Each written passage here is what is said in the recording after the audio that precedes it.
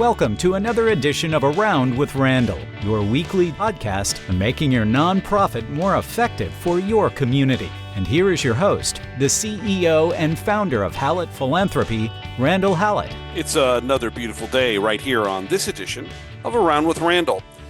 I want to talk a little bit about the nexus, the connection between what some people might think of as foreboding in most nonprofits. That's the intersection of the lessons we can learn from faith giving in a secular nonprofit. All too often, and from a practical perspective, if it's pseudo-governmental, some might argue constitutional, some would argue that there are people who just don't want to be involved with religious organizations if they are maybe not religious themselves. We tend to put a very high wall between the two. What I want to try to do today is pull this back a little bit and say, there's some lessons we can learn from the religious, faith-based giving principles that can be very applicable in the secular nonprofit world that may help us raise more money, make more connection with those who are interested in what we do. That's the goal today on Around with Randall. So we'll start at the top, work our way down, and have 5 tactical things that you can think about, learn from, maybe address in your communication, conversations, outreach, whatever you want to call it, when it comes to the people you're trying to engage with. At the top, we have to start with why this is so important. I think it's wise for us to note that 30, 40 years ago, the religious giving part of our philanthropic world in the United States was probably north of 40% of all dollars going to some type of religious organization. Today, that's dropped dramatically. We're into the mid-20s. So we've seen a diminishment of giving in terms of the percentage totality of philanthropic dollars into the religious faith-based areas. Part of that is that there's less people going to church. The numbers across the country document that.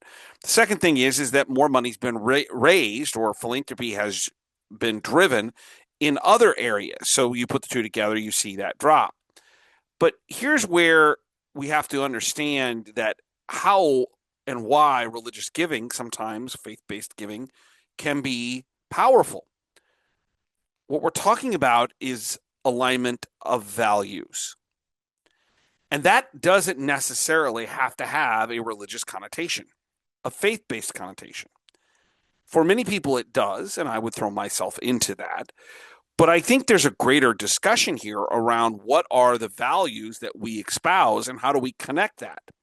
And this brings us to one of my favorite, and really maybe the only real true academic study of the kinds of people that make up any type of philanthropy group or being philanthropists. And that's Princeton Files' 1994 study of the 7 faces of philanthropy. In many ways, the devout, which is one of the 7 faces, and by the way, if you haven't read the book, don't have the book, I get nothing for it. You should get a copy and read it.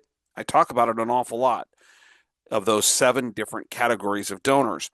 The devout are usually the ones that are connected to religious-based, faith-based charity or philanthropy.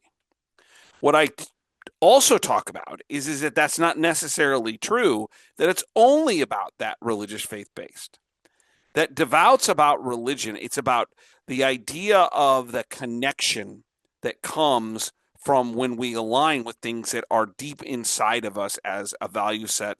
Maybe some might say part of your soul, who and what you embody. There's a lot of different ways of doing that.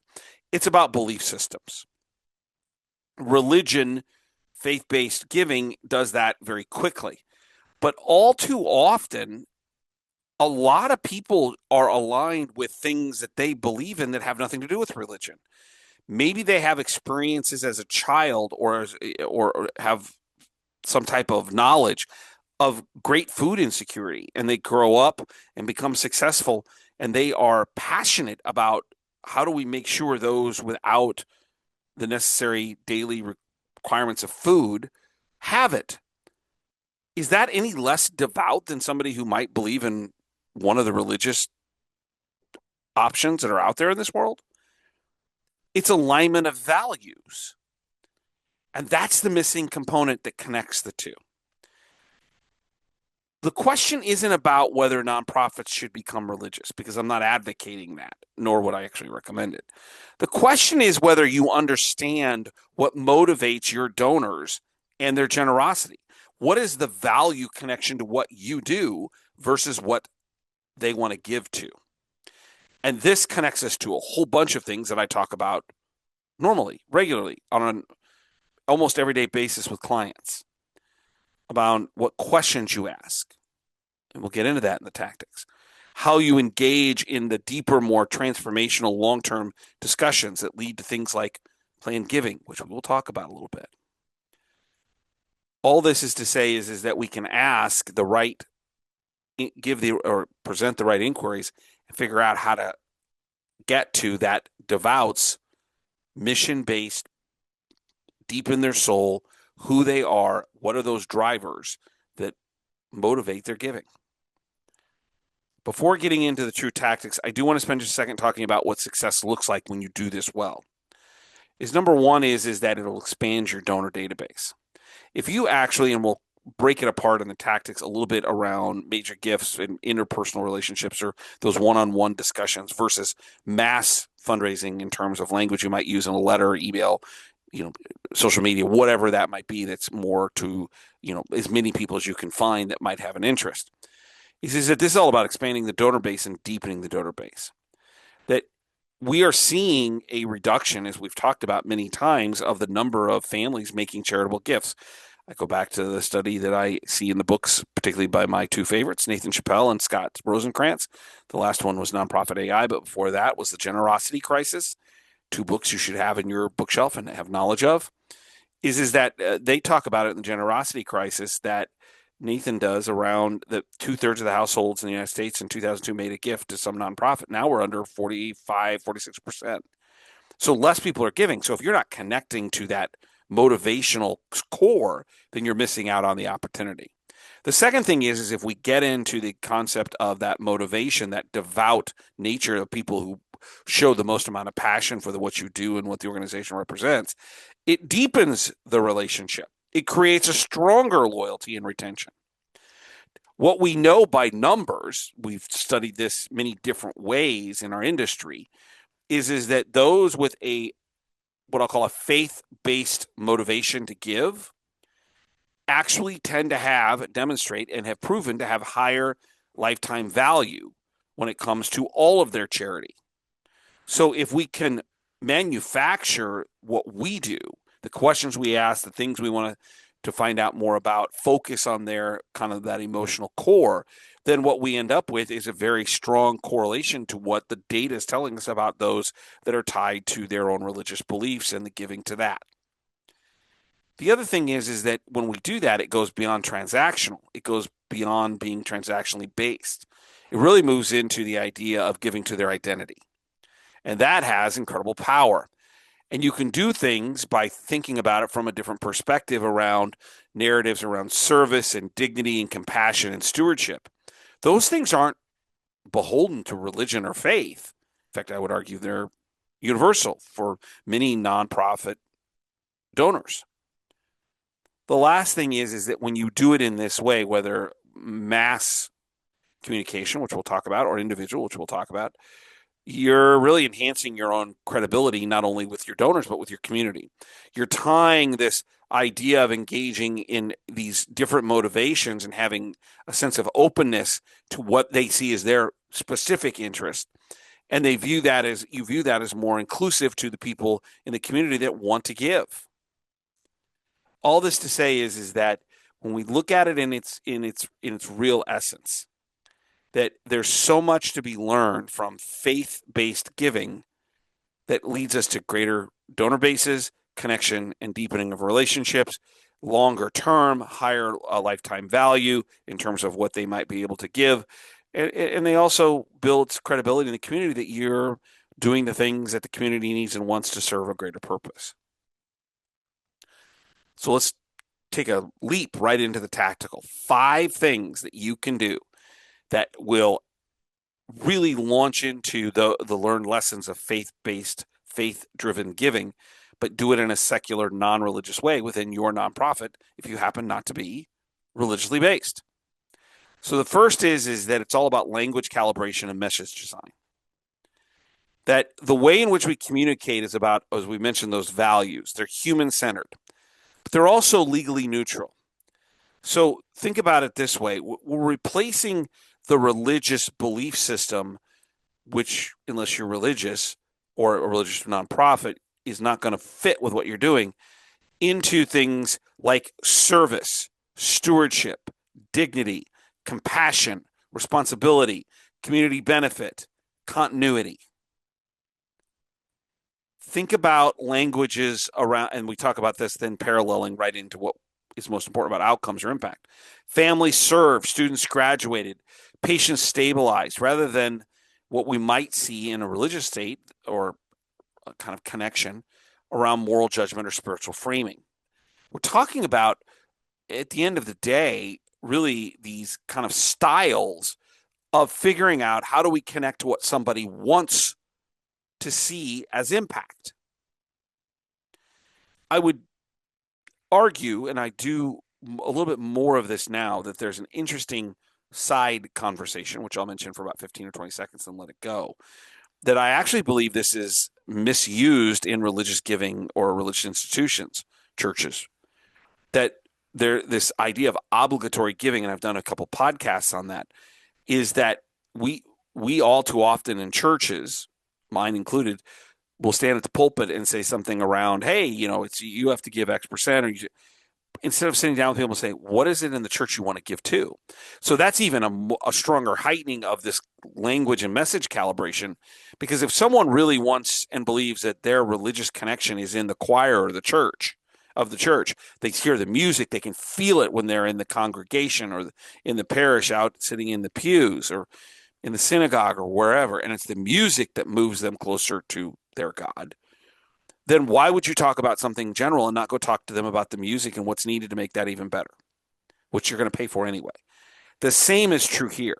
If we get into this idea, as mentioned, of stewardship and compassion and responsibility and income or impact, what we end up with is connecting to who they are as a person, what they want out of life. And as mentioned, what we also begin to move into is planned giving, because we know that planned giving's a statement of legacy.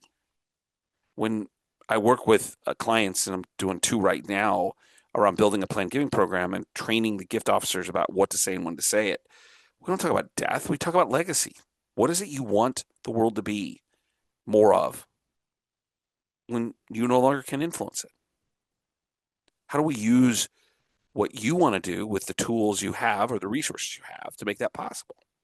Well, if you talk about it from the standpoint of that language calibration and message design, and listen appropriately, 2 ears, 1 mouth, what you get is an alignment towards somebody's personal beliefs that makes them devout to what you do.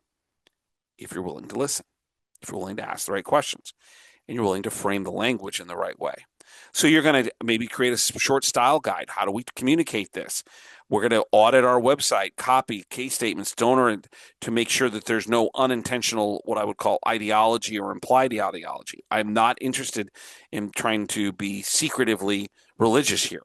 What I'm trying to do is figure out how do we connect to someone's core for more transformational gift opportunities. This isn't about softening language. It's about precision. It's the precision of aligning human motivation with institutional neutral content, language, discussion, writings. Number 1, language calibration. Probably the most important. So we took the most amount of time with this. Number 2 is donor discovery and motivation. So we can do this in both the interpersonal one-on-one relationships we have with primarily leadership, annual giving, major gifts, and planned gifts, but also apply to annual giving. Because it comes down to, how do we figure out what motivates them inside our organization? And I want to go back a second.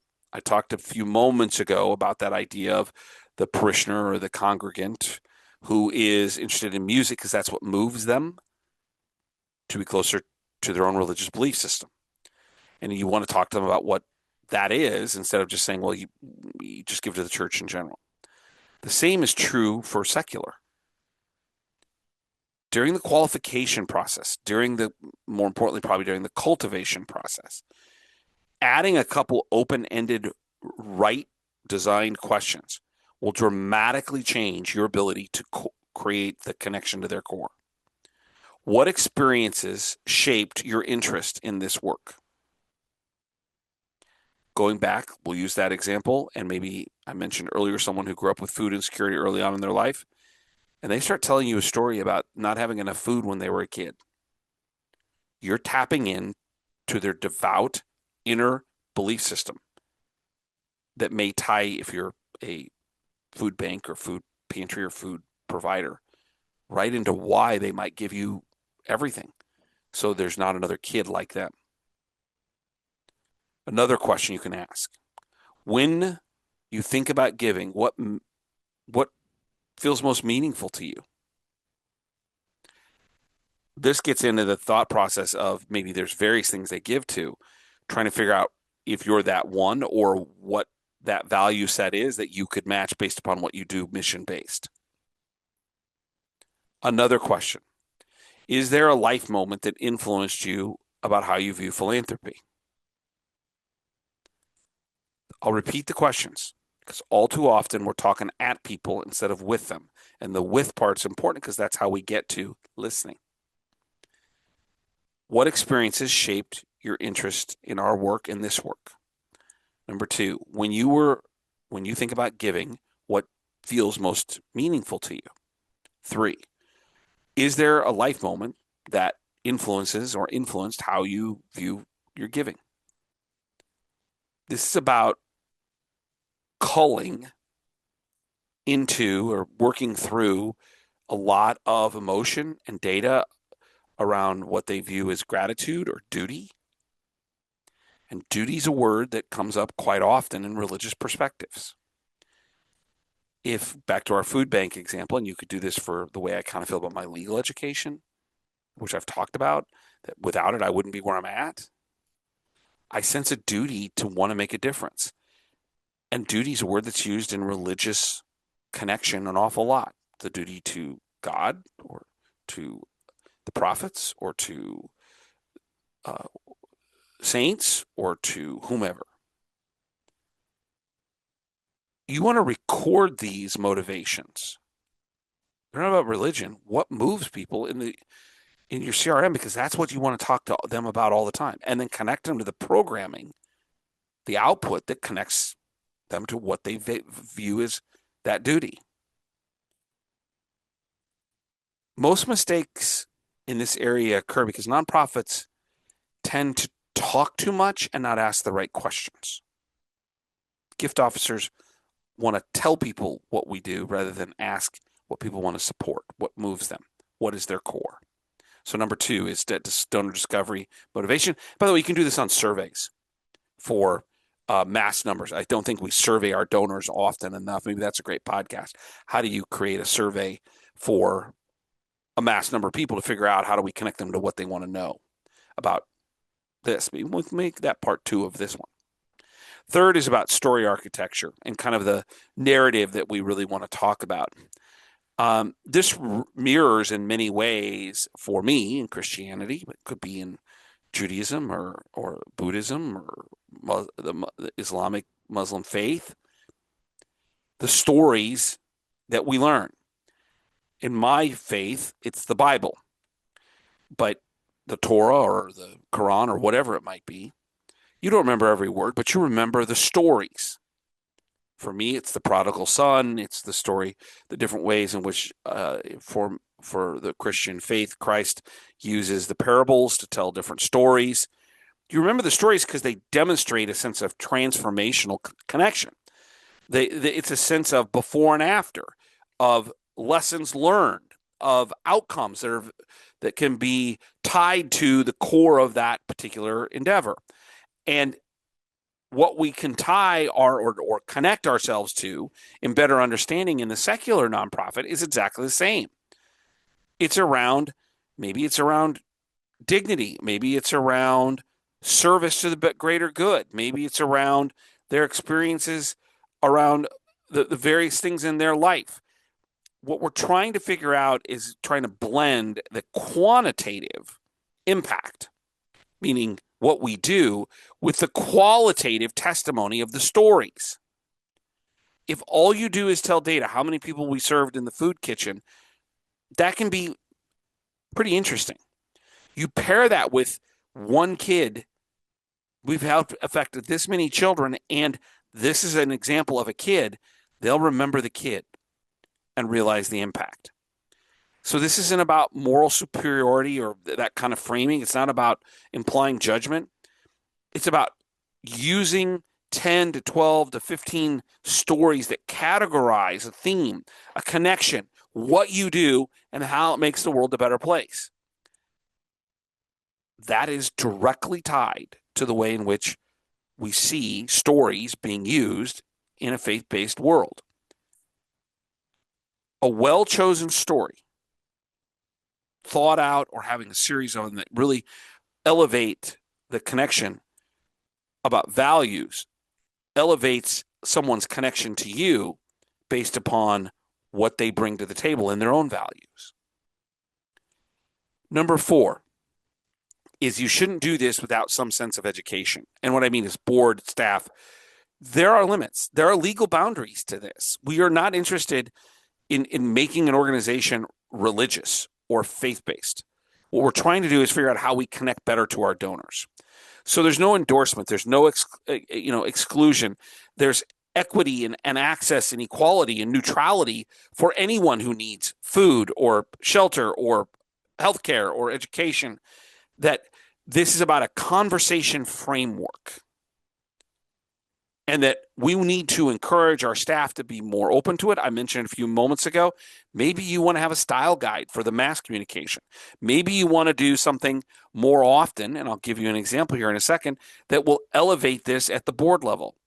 How often do you spend time asking your board members in public, in the board meeting per se, to talk about their personal motivations for being involved, for giving, which brings us back to those questions that we mentioned. Why, when you think about us and you're giving to us, what's most meaningful to you? Think about a board meeting where you get 3 people to do this. Or what life moments elevated your philanthropy or influenced your philanthropy to what you do today? We're not talking about numbers. We're talking about emotion, connection. This will normalize this process more. People become more okay with it. It becomes part of who we are in trying to figure out not religious beliefs, but that we're trying to dissuade comfort because of uncertainty. Most discomfort comes from that uncertainty, not actual opposition. And really what I'm saying is most people really don't think about it at a deep enough level to have the framework. And so they are fearful of it, and so they just oppose it naturally. Last is what I'll call tactic 5, and I mentioned this earlier. When you do this at the highest level, this moves us right into planned giving, which is something I talk about in about the last 30 podcasts, I would guess, probably a third of the time, that we have to do this. This is where the money's at. What we know is that people will spend their lifetime giving to a church or a faith-based organization if they believe and they have that connection. And what's the number one indicator for an estate or planned gift? Long time, consistent number of donations. And not have to be large, just regular, which means this is that emotional connection at its highest point, that we can enter into conversations about legacy much earlier, that this is about a sense of continuity of the organization long after someone's maybe not able to do this anymore, that you're stewarding a person, not just their resources. It can have a multi-generational effect. Like some churches do, you see families stay with them for years. This is a real emphasis on a permanence of impact, of alignment that directly ties to someone's personal views. Think about it this way. Faith motivates donors not just in years, but in decades because of that wholehearted connection to faith. With the right language, with the right kind of discovery and questions, with the ability to appropriately work with the architecture of stories and creating the metaphors that will allow people to remember maybe not the number of meals served, but the kid who needed the meals. Training your board and staff that leads into the most deeply connected part of philanthropy, planned giving. We can learn a lot from faith-based giving and apply it in a secular way. By the way, I wish some religious places would use some of this stuff to connect to their parishioners, congregants, members of their faith in a more wholesome way than just sit at the pulpit and ask them for 5% or demand that they make gifts to be part of the congregation. All this is to say is this is transformational. This is how we get to that emotional core. And in doing so, what we find is that we have an opportunity that motivating or figuring out someone's motivation is more than just a label, religious, non-religious. It's about broadening the connection. And at the end, understanding your donors, why people choose to give, why it's important to them. And in doing so, giving them more options to give. The connection between understanding why faith-based philanthropy has lessons for the secular world today is all about pulling some of those things out and applying them for greater success.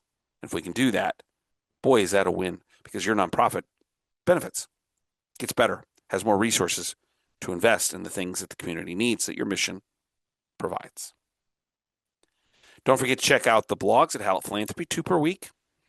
90-second reads, RSS feed. I'm really surprised by the number of people that have reached out in this process. And the second part is that I really appreciate when people reach out to me. Over the last probably 6 months, I've seen a lot more of it where people are emailing me at podcast@Philanthropy and saying.com and saying, hey, would you talk about this? Or I got a question about that. We'll have more of those episodes coming up. But the idea is that we might have a chance to really meet you where you need to be if you tell me how I can be helpful. Uniqueness of my amazing experiences, none of which I actually have any credit for. I mean, I was given these opportunities by mentors and organizations who invested in me. I'd like to share them with you. Podcast@Philanthropy.com if there's something, topic you want me to spend a little time with. Don't forget that what you do every day makes a difference. You are important. You are changing lives.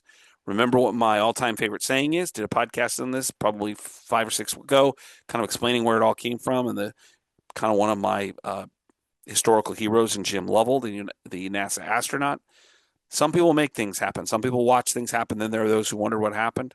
You're someone, board member, volunteer, major gift officer, infrastructure, CPO, whatever, making things happen for people who are wondering what happened.